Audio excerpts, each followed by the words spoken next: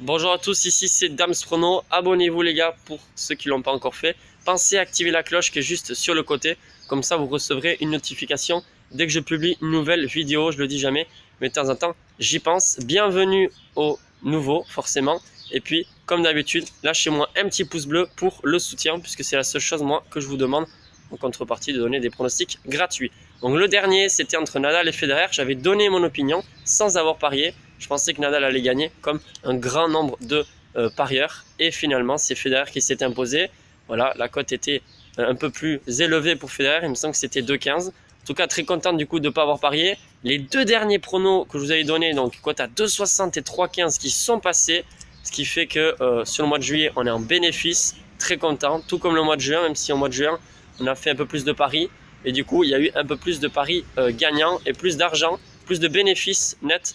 Donc engrangé. Donc pour pas prendre de risque, moi j'ai fait une petite mise concernant la demi-finale de la CAN. Donc je reviens sur cette compétition puisqu'il reste plus que ça et le tennis. La raison pour laquelle après je ferai une petite pause. Vous savez très bien, comme plusieurs pronostiqueurs de paris sportifs, même si effectivement il y a encore un petit peu de tennis. Et la raison pour laquelle je vais faire donc la vidéo la semaine prochaine, plusieurs vidéos. Premièrement sur les paris sportifs, pourquoi j'en fais, quelles sont mes raisons, et puis ensuite mon parcours comme j'ai pu vous le dire. Je n'allais pas faire la vidéo cette semaine alors qu'il y a aussi les matchs donc à analyser avant de vous donner mon pari que je vous propose. Donc les gars, Sénégal-Tunisie, c'est le match que j'ai parié, que j'ai choisi. J'ai fait deux tickets, une mise de 10 et de 5 euros, donc 15 euros de mise sur la victoire du Sénégal. Pour moi, le Sénégal est au-dessus. La cote est à 2,05 au bureau tabac. Voilà, j'ai pas eu le temps d'aller en Espagne. Je pense que voilà, vous avez une cote un peu plus élevée voilà, sur BetClick ou autre. Donc bon, profitez-en les gars. En tout cas pour moi, la victoire du Sénégal est très probable. Ils sont au-dessus. C'est vrai qu'ils ont encaissé un seul but. Ils ont une bonne défense. Ils ont également de très bons joueurs, même s'il y a Mané d'absent apparemment. La Tunisie a gagné 3-0 ce dernier match face au Madagascar. Peut-être que ça surprend plus d'un. Et donc ils ne vont pas vouloir parier sur le Sénégal. Madagascar, c'est pas une grosse équipe aussi, c'est une surprise hein, qu'ils soient arrivés en quart de finale.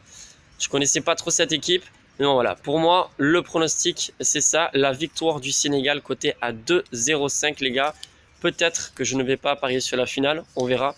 Des fois, il vaut mieux s'abstenir, comme vous avez pu le constater entre Nadal et Federer. Beaucoup de monde voyait Nadal gagner.